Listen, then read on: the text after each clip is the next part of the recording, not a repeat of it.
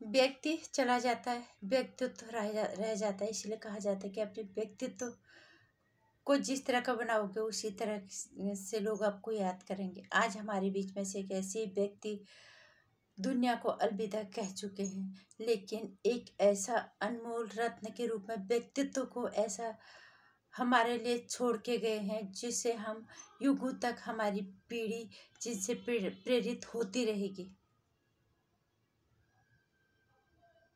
वो हमारे देश के सच में अनमोल रत्न थे।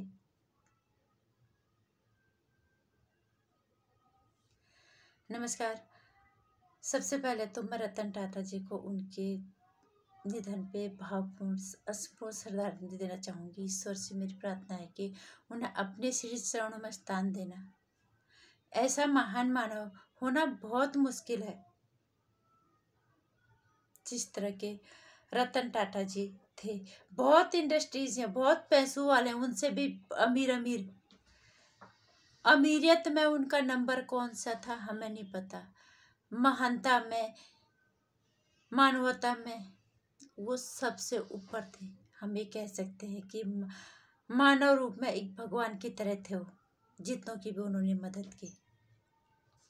हमारे घर के किचन में इस्तेमाल होने वाला नमक से लेके, कार से लेके, सॉफ्टवेयर से लेके, आसमानों में उड़ने वाले जहाज तक, जहाँ भी हाथ डाला वहाँ सोना बनाया और हर पूरे देश में, अपने देश से लेके विदेशों तक अपनी धाक जमाई और खुद को एक अनमोल रत्न बना दिया उन्होंने। उद्योगपति तो महान थे ही, लेकिन व्यक्तित्व तो उनका महामानव की तरह था।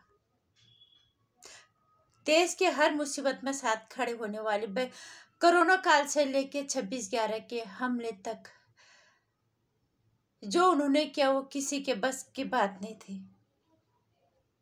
अपने मेहनत से टाटा समूह को जो ऊंचाई उन्होंने दी, हर किसी को एक के लिए एक सम्मान की बात होती थी कि काश हम जिंदगी में एक बार टाटा समूह के साथ जुड़ जाए। अभी कुछ दिनों पहले की बात थी, मैं आ रही थी कहीं से, तो एक लड़का आ रहा था, कह रहे वॉकिंग इंटरव्यू हो रहा था TCS में। मैम एक ख्वाहिश है, बस TCS में एक बार काम मिल जाए, बस जिंदगी संवर जाए। लोगों को लगता है कि नए बच्चे जितने भी BTech करके या बाहर निकलते हैं MBA करके, उनको लगता है एक बार TCS में काम मिल जाए, TCS तो हमारी करियर को एक नई उड़ान मिल जाएगी, हमें जिंदगी में आगे बढ़ने में मदद मिलेगी। ये सम्मान कमाया अपनी मेहनत से रतन टाटा जी ने, इंसानों की सेवा करके महामानव वो खुद से बने। रतन टाटा बनना ये हर किसी के बात नहीं है, किसी के बस की बात नहीं है। आज हम जब सोच रहे थे आज कि लोग कितना अपने IASU में पैसा उड़ा देते हैं, उन्होंने मानवता की सेवा के लिए केवल वो समर्पित रहे, अपने पैसे मेहनत करके। और यही मानवता है अगर देखी जाए तो।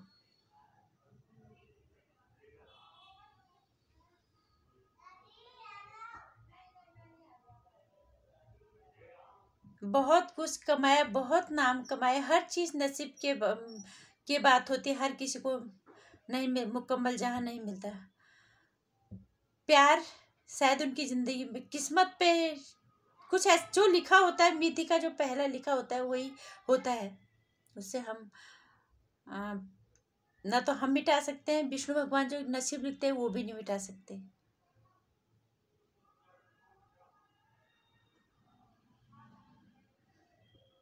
प्यार हुआ, लेकिन उनका प्यार उनके साथ भारत आने के लिए तैयार नहीं था, क्योंकि जी चाइना के साथ युद्ध के चलते उन्हें यहाँ भेजना शायद उन्हें सुरक्षित नहीं लगा हो, लेकिन वो आज तक हमारे थे।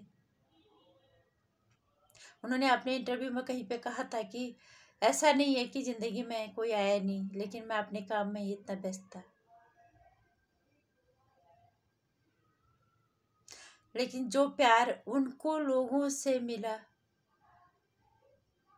हम कह रहे हैं ना, हमने कभी इतना वो नहीं किया, लेकिन लोग जितने भी जॉब करते हैं, लोग जितने भी, सब, हर इंसान ये चाहता है कि काश एक बार टाटा समूह के साथ जुड़ जाए।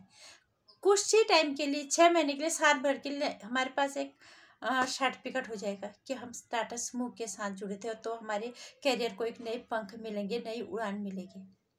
एक कमाया टाटा रतन जी ने अपने मेहनत के बलबूते। उद्योगपति एक से एक हैं।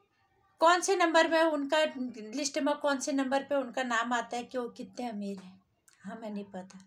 क्योंकि हमारे लिए तो सबसे बड़े अमीर वही हैं, सबसे बड़े मानव वही हैं जिन्होंने कोरोना काल में इतनी मदद की, जिनने 26/11 के पीड़ितों की को आजीवन सुरक्षा देने का संकल्प लिया, जो देश की हर मुसीबत में हमेशा साथ खड़े रहे, जिन्होंने देश का नाम पूरी दुनिया में धाक जमाई अपनी मेहनत के बलबूते। जितने बड़े वो उद्योगपति थे, उससे कहीं बड़े वो महामानव थे। हम कह सकते हैं कि मानव, भगवान जब मानव के रूप में आए होंगे तो शायद इसी तरह से काम किया होगा। भगवान से यही प्रार्थना है कि भगवान उन्हें, ईश्वर अपनी श्री चरणों में उन्हें स्थान दे, और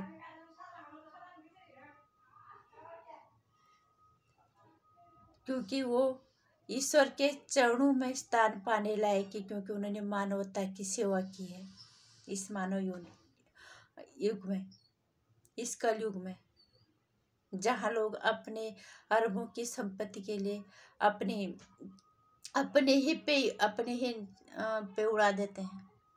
उन पे उन्होंने मानवता की सेवा की, न जाने कितने लाखों लोगों को उन्होंने काम दिया होगा।